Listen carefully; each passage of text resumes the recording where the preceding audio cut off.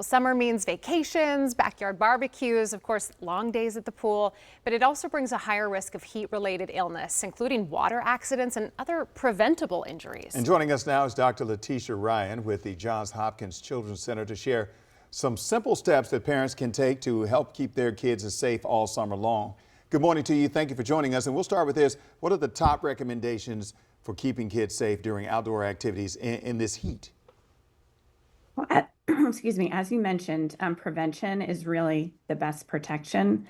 Some really basic tips include just slowing down when it's really hot, especially with the heat wave that we've just recently experienced. That includes limiting outdoor activities, planning for extra rest time and breaks. Second, critical to stay hydrated. Drink plenty of water. Be sure to have water on hand that you're offering to kids before they ask. And I always encourage fun options like popsicles, which can also help keep kids hydrated and also make it less of a struggle sometimes to get our kids to stay hydrated. And lastly, as much as possible, to spend time in air-conditioned places. Not all of us have air conditioning at home. And if that's the case, there's a number of other places that you can go, including shopping malls, museums, libraries also are good places to spend time to try to stay cool. Love the library suggestion. We have so many of those around the DMV, of course. And, curious here, as families head to pools, beaches, water parks this summer, as you're talking about trying to stay cool, what are some of the most important water safety precautions to keep in mind? It's so important that children and teenagers are never unsupervised around water. We unfortunately see so many tragedies over the summer months.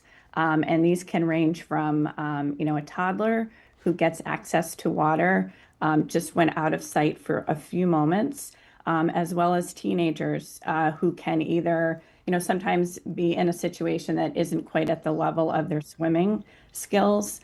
They may be in moving natural waters such as ocean or rivers, which often may look calm, but under the surface have riptides or undercurrents, which can be very challenging even for a strong swimmer, or sometimes mix alcohol or other substances with swimming. So again, prevention is really the best protection against these type of injuries. And we really try to enforce and make folks aware how very quickly drowning can happen and how it can be silent. There's often a perception that children or teens may call for help, or it may be obvious when someone's struggling, but we just see time and time again that that's not the case. All right. Are there any other tips for parents who are supervising children outdoors, whether it's water or anywhere else? Is there anything else that they need to know about? It's always a great idea if an adult can be designated, particularly around water, as a water watcher, someone who is focused, off their device and entirely focused on watching the children in the water. And I think that applies for other outdoor activities as well. Keeping an eye for heat-related symptoms, which may just start with muscle cramps, but can progress to include dizziness, headache or other symptoms suggestive of more serious heat illnesses that require immediate attention. All right. Dr. Ryan, certainly appreciate your tips and insight on this. Thank you.